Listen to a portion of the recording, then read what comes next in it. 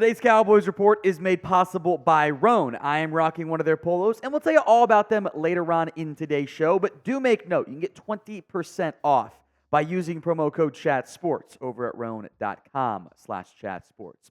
The Cowboys' 30 visits. They are limited to 30 different players they can bring in for medicals, meetings, visits, workouts at the facility. Those are underway. And we already know several of the names, not all of them. We'll learn them all as we get closer to the actual NFL draft. I want to spend time today on 6 of the more notable names that we know of so far. Now, we'll post information on these guys on our Instagram page as well. So if you haven't already, go follow us on Instagram. If you're on that platform, you might as well throw us a follow already. At Cowboys Report IEG. The goal is 1,000 by the NFL draft. We're getting under the gun there a little bit. Let's go to the first name on this list. Not necessarily ranked anymore, but I think the best name that we're going to talk about today, actually. Troy Fautanu. I think I'm pronouncing that correctly. I've seen 4 different pronunciations on his name. I'm 80% sure it's Fautanu, though, out of Washington. This is a very talented football player. Now, some people view him as a guard. I would absolutely try him at left tackle first. He has the arm length. 34.5-inch arms. He was very productive for the best offensive line in college football this past year. Checked off all the boxes looking for from an athletic testing perspective. 32.5-inch vert, 5'01", 40. Really great length. A couple times he got beat in pass protection tendency to get almost antsy at times and kind of get out of position a little bit. I would even argue he was probably a little bit better in 2024. Power's not necessarily elite either, but he moves well. I think he's a better run blocker than what PFF grade or not have. I have a late first-round grade on him. So if he's on the board, he'd probably be one of my top options for the Cowboys to take in the first round. The offensive line depth chart sits like this. There's uncertainty right now on the left side of that offensive line. Where do you play Tyler Smith? The fun part is you take Troy, one's your left tackle, one's left guard, figure it out from there. I'm not sure which would be maximized either side, but I think you've got athletic comps here, guys. Chris Lindstrom and Tristan Wirfs. High-end athlete with really good production to go along with it. Who do you want to draft in round 1 this year? Drop that player name for me in the comments, just the pinned comment of today's video. The ad comes here on YouTube. Take advantage of it. Head down there and let me know. Another tricky name here on the offensive line, Kingsley Suamataia out of BYU. It is the ta, by the way, not ta or tie, as I've said previously. Suamataia out of BYU. Played left tackle and right tackle. Does need some technique work. This is not exactly a super polished player at this particular stage. I don't love him in first round. I got a mid to late second round grade on him. He is the cousin by the name of Penei Sewell and is built and tested just like him, which is kind of funny and a good thing, by the way. And he's start a season at left tackle, season at right tackle, good arm length again at 34 plus inches. Quality build. He's a very fluid mover. Tends to be a good downhill run blocker.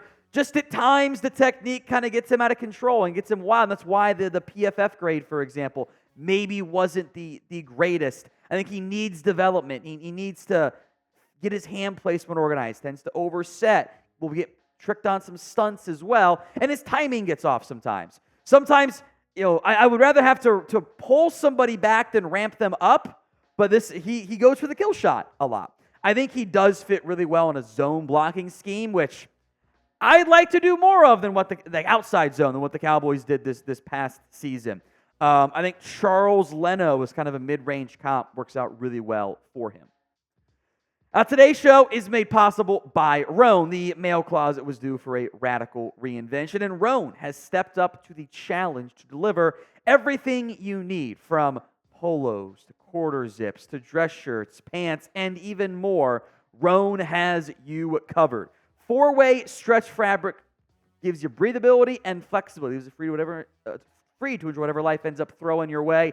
From work to golf, I mean, it's a great golf polo. Like I like how there's not a lot of flash and flare, no big logos. I like the simplistic designs across the board. We've also got Gold Fusion anti-odor technology to give you, a little bit more wears between washes. Go to Rhone.com/chatsports and use promo code chatsports for 20% off your entire order on the commuter collection. That's 20% off when you go to RHONE.com/chatsports and use code chatsports. Get yourself to the workday and right into whatever comes next, and find your corner office comfort in the process by going to Rhone.com/chatsports. Let's go to a wide receiver on the list, one of the more intriguing prospects this year, Malachi Corley, who I think is going to be a bit of a controversial prospect in this year's class. This is a after-catch, machine in the most positive way from that perspective. 8.6 yards after contact this year, 15 forced missed tackles, was 9.7 and 40 in 2022 when he was a bit more involved in the offense, maybe some quarterback regression, a factor in that perspective. Very good athlete. We don't have the combine testing at this stage. The pro day numbers will wait until Dane drops his beast later next month. I've seen a lot of Deebo Samuel comparisons. My issue with that is he's simply not the route runner that Deebo's not an elite route runner. Not as good as Deebo was at South Carolina. He just tends to run into guys when he's doing vertical stuff. And that's not how it works. Like it's screens, it's flats, it's crossers, some slants, that's it. 76% of his passes or his catches or targets came within 10 yards of the line of scrimmage. His average depth of target was 5.5 yards. That is shockingly low for a college football player. So I actually don't like the Deebo Samuel comp. My comp, player Mike McCarthy knows very well, Ty Montgomery. And I am not opposed to saying maybe you try him as a running back even. So I have a late third round grade on him because I think you're going to have to scheme for him a little bit more than ideally you'd like to have to do. But adding a wide receiver does make sense for this team. And Corley also gives the Cowboys something that they don't have. That's a yak god. That's not Cooks' game. Lamb does it, but Lamb's a receiver one. He's special. Cooks and Tolbert, Turpin even, are not, yak machines. Turpin, I don't think is big enough. So I think third round, I start to be intrigued by that option. Let's go to running back now. Jonathon Brooks out of Texas. Now, he only turns 21 after the draft, and I think would have been my number one back if he were not coming off the ACL tear. Everything in terms of his profile beyond the ACL tear is pretty impressive, pretty good. He held up pretty decently in pass protection. He ran for well over 1,000 yards this year in his first real chance of being the lead back once Bijan Robinson is gone, or was gone, I should say. He's got very good athletic ability overall. I think his vision is very solid. I think he might not have played as heavy as his combine weight, so be it. I think he's more of an explosive, I think he's a true power runner, but in those tight areas, he's quick and explosive. I think a Rachaad White comp with hopefully better production is about the right grade, kind of that late second, early third, or right comp for White. Late second, early third round grade, and I think Dallas loves this kid. This screams second round pick, right? Brought him in for the 30 visit. Met with him at his pro day. The Cowboys doctor did his ACL surgery. They love the medical character red flags. Obviously, no characters that I know of in the second round, and he could be your lead back. I'm just anxious. Like, okay, is he going to be good to go truly for week one, and not just return to play, but is the return to performance going to be there? A bit anxious about it. So prediction time. Do you think the Cowboys will end up drafting Jonathon Brooks? Y for yes, N for no. Get that prediction in for me in the comment section right now. Next up is Payton Wilson, the linebacker from NC State, the exact type of player you want to bring in for a 30 visit. This is an immensely talented football player. And much like Brooks, if it weren't for the medicals, he would be the number one linebacker on my board, and I would feel very confident doing that because he checks off every box that you want. He is productive in the run game. He is constantly around the football. He sees it well, and he tested insanely well. So much better than I thought he was going to. He can blitz a little bit. He can do coverage stuff. He's everywhere. Now, I think his lower body is a little bit skinny. That is a red flag for me. The real red flag, though, the medicals. Double-digit surgeries. That terrifies me. We're talking talent-wise, probably a top 35 player for me this year.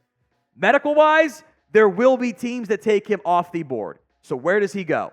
I have no idea. But linebacker is something this team is clearly in the market for. They brought in several of them. Some day 3 guys we'll get to on a future video, by the way. Guys like Trevin Wallace, Jordan McGee out of Temple is on that list. They are clearly in the market for linebacker help. We will have an entire 30 of his list. Last year, I think we got 29 to 30 players that we knew about. The one we didn't know about was Mazi Smith in the end, which was kind of funny. They'll draft 5, 6 guys off. Maybe with only 7 picks, they'll only draft 4. They'll draft guys off that list. They absolutely will do it. So don't miss out. Hit that sub button right now for more free Dallas Cowboys YouTube videos. Now, the quote-unquote consensus, or at least plurality linebacker one, I think will end up being Edan Cooper out of Texas A&M. I have a second-round grade on him. We shall see if he ends up finding his way to Dallas in the second round. I think weak side linebacker makes a lot of sense. I kind of get some, like the good version of him, Alec Ogletree vibes, if you guys remember him. 4'5", 140 with 34-inch arms at 6'2" and a little over, or at 230. That's a good size player with some room to add some frame. Came 8 sacks on 83 blitzes this year. Really great efficiency, which you typically see better efficiency at the college level from that perspective than you'll see in the NFL. I think he processes pretty well, but I need to see him use his length better. He doesn't shed the way he has the upside to do. Will miss a few tackles as well. I think he's a little bit lighter, especially with a shorter frame. Might limit a little bit of how much weight he can really put on it, just barely clipping over 6'2". But I think he'd be an impact linebacker if you could get him. So pick a linebacker. Of these two guys, who would you rather have? PW for Payton Wilson, EC for Edgerrin Cooper.